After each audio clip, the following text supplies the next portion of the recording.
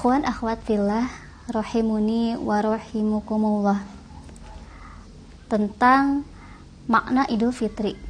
Dalam masyarakat awam, biasanya makna Idul Fitri itu kondisi di mana seseorang terlahir kembali, terlahir seperti bayi, seolah-olah seseorang ketika Ramadan sudah usai, dia merayakan Idul Fitri, dia sudah terhapus dari dosa-dosa seluruhnya. Nah, itu definisi yang biasanya ada di masyarakat. Tapi rupanya bukan demikian. Makna Idul Fitri itu secara bahasa, Idul Fitri berasal dari kata ada ya'udu, yang artinya kembali.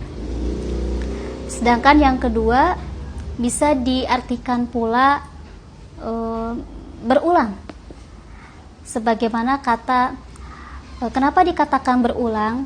Sebab Idul Fitri itu dilakukan berulang setiap tahunnya, dirayakan setiap tahunnya di waktu yang sama.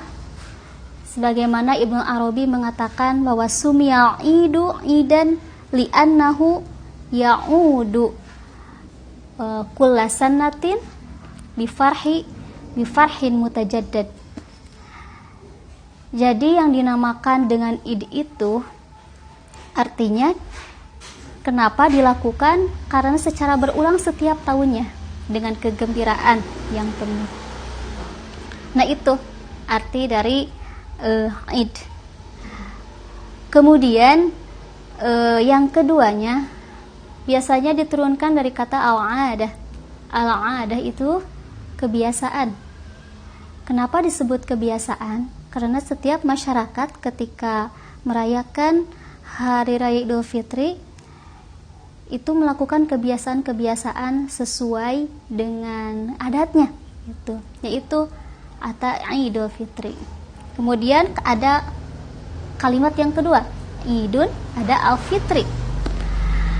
Al-Fitru ada Al-Fitratu, itu ada dua kata yang berbeda, ya.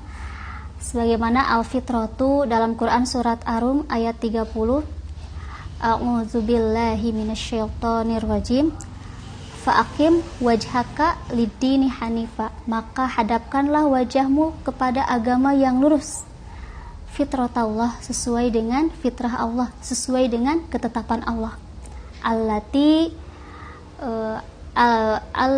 fataran nasa 'alaiha, yang menciptakan manusia sesuai dengan fitrahnya, la tabdila li khalqillah, yang tidak ada perubahan terhadap penciptaan Allah itu sendiri.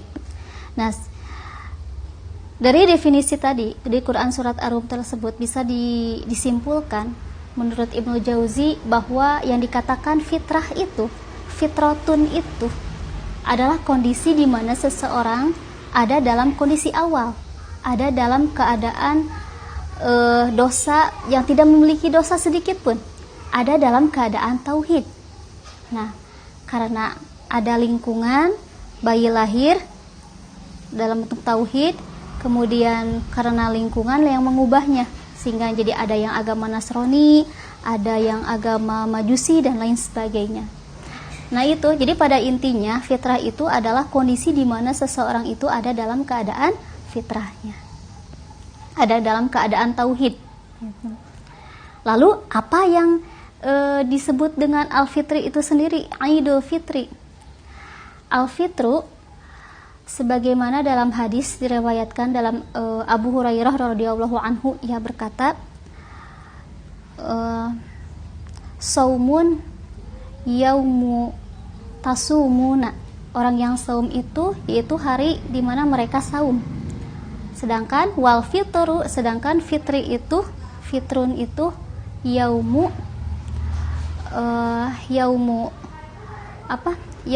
jadi yuftiruna. Jadi Al-Fitri itu adalah hari di mana berbuka, mereka berbuka. Jadi Al-Fitru itu artinya berbuka. Jadi bukannya Idul Fitri itu artinya di mana kondisi seseorang ada dalam keadaan suci kembali setelah Ramadan, tapi bukan. Jadi makna definisi Idul Fitri itu adalah kembalinya kaum muslimin untuk bisa berbuka kembali. Jadi tidak melaksanakan saum wajib kembali. Nah, itu definisi makna Idul Fitri. Nah, ikhwan akhwat fillah rahimuni wa rahimukumullah, ada makna Idul Fitri sendiri itu memiliki filosofi. Ada filosofinya. Yang pertama itu adalah syiar, mengandung syiar, sebagaimana dalam Quran surat Al-Baqarah ayat 185, A'udzubillahi minasyaitonirrajim, walitukmilul iddata walitukabbirullaha ala ma hadakum wa la'allakum tashkurun. Walitukmilul iddata, dan untuk menyempurnakan bilangan. Walitukabbirullaha ala ma hadakum, dan untuk bertakbir kepada Allah atas apa yang Allah berikan kepadamu. Nah, pada hari raya Idul Fitri itu dianjurkan semua umat muslim untuk takbiran di lapang. Semua umat muslim merayakan kebahagiaan. Semua Allah anjurkan semua baik itu orang yang haid pun untuk menyaksikan sebuah kebahagiaan, supaya keluarnya. Bedanya orang yang haid tidak bisa melaksanakan sholat, tapi mereka mesti keluar, dianjurkan untuk keluar untuk menyaksikan kebahagiaan kaum muslim. Ya, itulah sebuah syiar di mana kita bisa berkumpul. Jarang-jarang tetangga, keluarga yang karena rutinitas sehingga kita jarang bertemu. Tapi dalam hari raya Idul Fitri kita bisa berkumpul kembali, melaksanakan kebahagiaan yang luar biasa. Nah, itu adalah sebuah syiar supaya apa? La'allakum tashkurun, supaya kalian bersyukur. Kemudian yang kedua, selain syiar itu juga ada kebahagiaan. Semua kaum muslimin mesti merasakan kebahagiaan. Bahkan orang miskin sekalipun, mereka mesti merasakan kebahagiaan.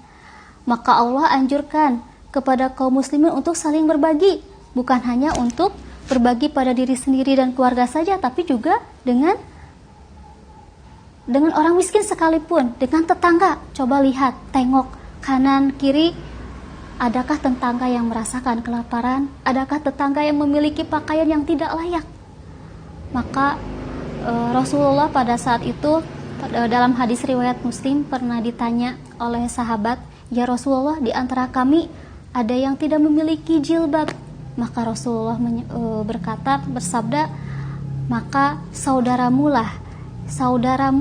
yang mestinya memberikan yang memiliki jilbab untuk memakaikannya." Itu secara tersirat bahwa kita sebagai kaum muslimin mesti memperhatikan, mesti berbagi, saling berbagi, supaya tetap semua merayakan hari raya yang bahagia itu di Idul Fitri. Ya Aba Bakrin, ingat hadis Rasulullah di dalam hadis riwayat Bukhari, ya Aba Bakrin, likulli qaumin idad, sesungguhnya setiap kaum itu memiliki idad, wa haza iduna, dan ini adalah hari raya kami, yaitu kaum muslimin itu ada dua, cuma dua ya hari raya itu yang patut dirayakan, itu adalah Idul Fitri dan Idul Adha. Hari raya lainnya tidak ada gitu. Kemudian yang ketiga, tadi filosofi dari makna Idul Fitri itu, yang pertama syiar, yang kedua kebahagiaan, yang ketiga adalah nilai solidaritas sosial, di mana adanya zakat fitrah. Nah, itulah filosofi dari makna Idul Fitri. Ikhwan akhwat fillah rahimuni wa rahimukumullah, dalam merencanakan perayaan Idul Fitri ini, terutama kita sebagai kaum ibu rumah tangga, tentunya mesti merencanakan keuangan yang begitu luar biasa. Dalam ilmu keluarga itu yang mesti dimiliki bukan saja ilmu parenting, tapi juga ilmu manajemen keuangan, ilmu mengelola keuangan. Nah, tak bisa dipungkiri ketika kita menghadapi perayaan Idul Fitri ini dihadapkan pengeluaran yang terlalu membludak. Kenapa? Karena kita kadang sulit membedakan mana barang yang mesti dibeli dan tidak.